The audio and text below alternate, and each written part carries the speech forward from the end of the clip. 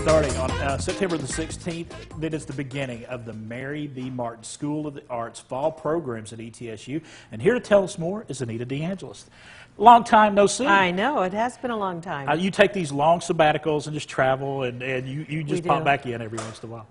That's right, that's right. But our sabbaticals will shorten when the new building opens. So. And you are so excited. I see your Facebook posts about the new Performing Arts Center, and I know you're so wanting to get in that building. Yes, and I just came back from a conference where I'm starting the process to book the artists for that first season. Oh, so it's getting real now. It is real. It's getting real. Very much so. All right, and this fall program is very real, and it starts on September the 16th. Tell us about the first performance. So our first activity is a film, part of our annual film series, the Southern Circuit Tour of Independent Filmmakers, and it's a film called Same God. And it's about a woman named Dr. Larisha Hawkins. She was a faculty member at Wheaton College. Okay. And she wanted to support Muslim women, so she put on a hijab, took a photograph of herself, and posted it on social media. And that started a firestorm.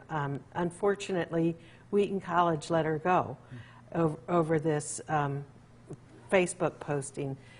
So it's the story about what happened and about what our rights are, what we do with social media, and then supporting one another across different belief systems. Right. So, yeah. So the film starting things out on the 16th, and as usual, are you going to have the filmmaker in? Filmmaker will be here. We'll learn more about how the film was made and why.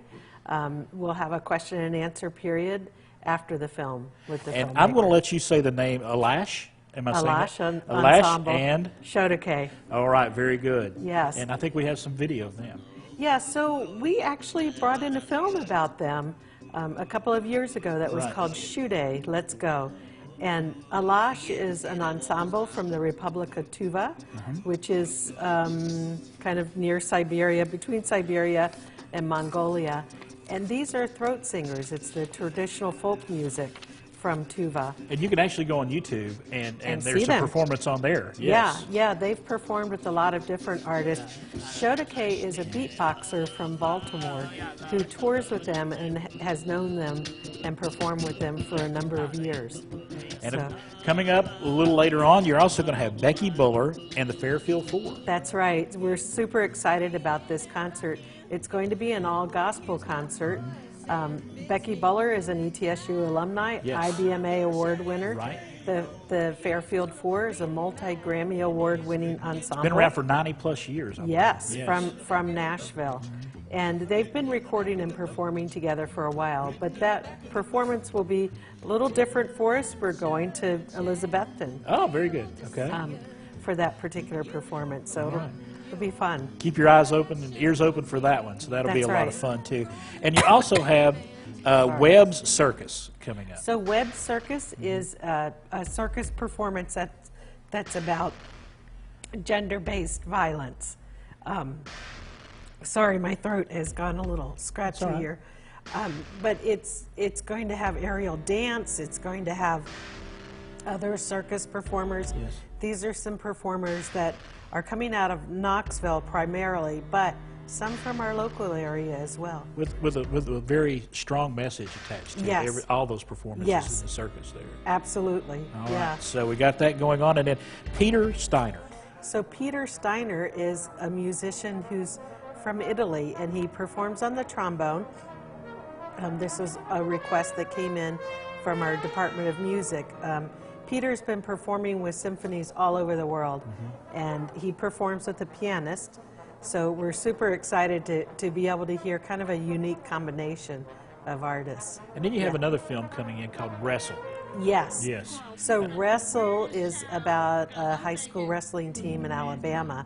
The team itself goes through a lot of turmoil. They have some family issues at home, unstable living environments, and this wrestling coach really works with these kids to try to encourage them to better themselves. Right. Yeah, so it's a nice story. So you get that human interest side of things there, and see these guys, work their way up. I mean, pull themselves up by the shoestring. That's right. Yeah. And the entire fall program. I mean, it just, once again, y'all have outdone yourselves. Yeah. Is getting a very diverse amount. You got film, you got music, it's just dance. I mean, it's just Right. everything. Yep, right. And I think that's our hallmark. We're very diverse, and we want to bring in different people and address different concerns in our community. And Yeah. Float, tell us about Float. So Float, I'm really excited about. It's a film that's about F1D playing competitions. Yes. Some of it was actually filmed in the mini dome at ETSU. I've been to those competitions. Yes. Yes, very Yeah. intense. Yes. So these little planes that weigh less than an American dollar bill. Right. They can stay in the air sometimes for up to 40 minutes. So it's a fascinating story. It's really beautiful too. This particular film, you know, it's almost like a dance to watch how these planes operate up in the air. I've been to the Mini Dome when that event has been there, and they actually Yeah. have certain halls that they want to go to. That's right. Mini Dome being one of them, Yes.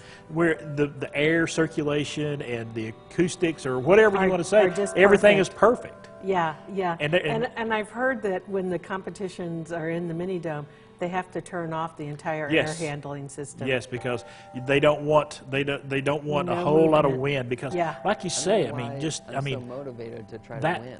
that page right there probably weighs more Weighs- than the There's no than the plane plane Absolutely, does. absolutely. Yeah, Man, that's amazing. yeah. That is so amazing, man.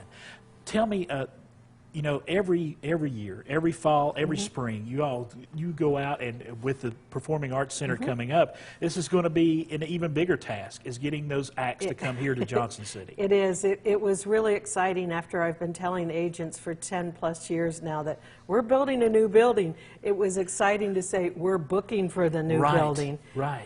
So people that I've known now for several years were so excited that, you know, we're starting that process. I'm not going to tell people what we're doing, but I've already booked a couple of artists. So we'll make an announcement at some point when we've got more of our season booked. Now, I know you can't let the cat out of the bag, but Yeah. you're trying to get someone pretty spectacular in there for those first few performances. Oh, right? absolutely. It's going to be a whole year's worth of It's gonna pretty be- spectacular performances. You know, things that we haven't been able to do ever, but also some things that we haven't been able to do in the last few years because we haven't really had a home for our performances. But I tell you what, your home is looking spectacular. Every time I drive by is. ETSU, I look over there, and it's like something new is done every time Yes. I go by. Yes, we're so excited about it.